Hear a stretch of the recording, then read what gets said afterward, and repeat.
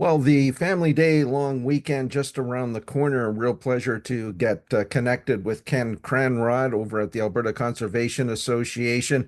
Ken, I guess it would be fair to say that the Kids Can Catch program, bit of your brainstorm. You pulled this together a good number of years ago. I remember the first one up in the Slave Lake area, and it has really become a mainstay of both summer and winter activities when it comes to kids and fishing. Yeah, very much so, Michael. And I guess just to get started on the right foot, although I'd like to lay claim to the initial idea of Kids Can Catch, I can't actually do that. It was actually a fish and wildlife officer up in the Slave Lake area who had reached out to me asking if ACA wanted to be involved in an event he was thinking about. Basically, just wanted to get fish and wildlife officers as well as local RCMP and emergency responders and firemen and whatnot engaged with the local youth in that community. And he was an avid fisherman, and he thought to himself, hey, this might be a great way. Let's take some kids out for fishing for a day, and it allows them to interact and get to know the various folks in the community and the kids as well. And that was kind of the start of it all. Like I said, the event still goes in Slave Lake, but it has expanded right across the province. ACA, we tend to lead just two events each year. They are two of the bigger ones. One coming up here out at Wobman Lake, which is ice fishing, which can have around 1,000 people attended, actually, if everything comes together right, which is great. And then one in the early summer, often May or June, in Fort Saskatchewan, and usually have about 500 or 700 people attend that one. But those are just the two events that we tend to spearhead as an organization.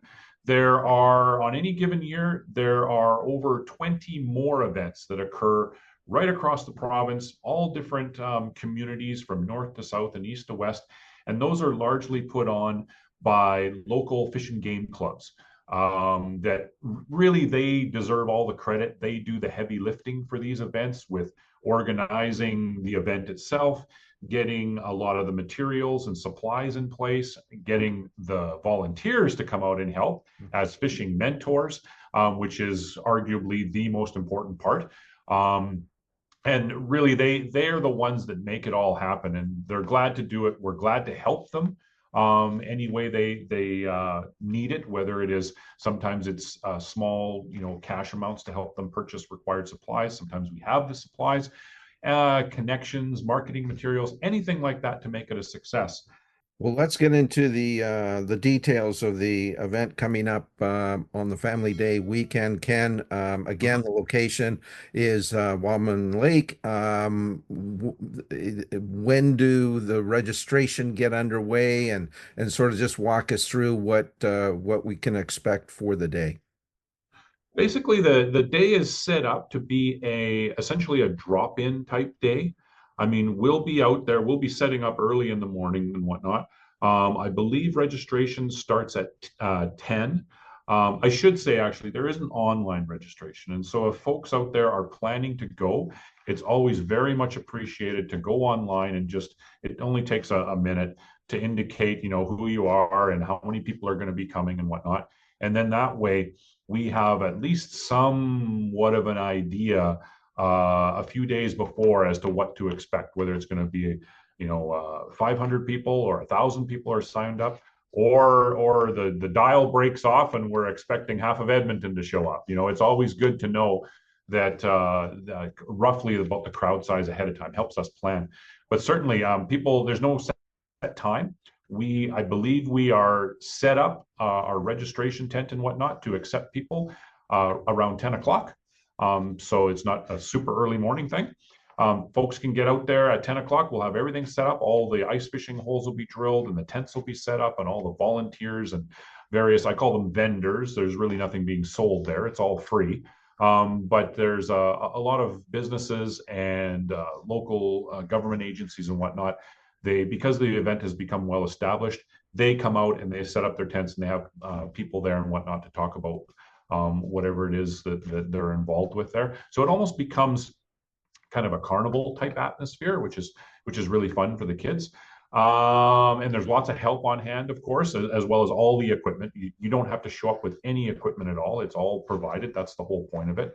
And like I said, there is no charge for any of this. All we want is for you to be appropriately dressed and bring the whole family out and essentially give fishing a try for the first time. And like I said before, this event is a big one. It's not uncommon to have about 1,000 people come out. A lot of folks from the local area or Edmonton area in general, but in particular, we don't really track numbers on this at all.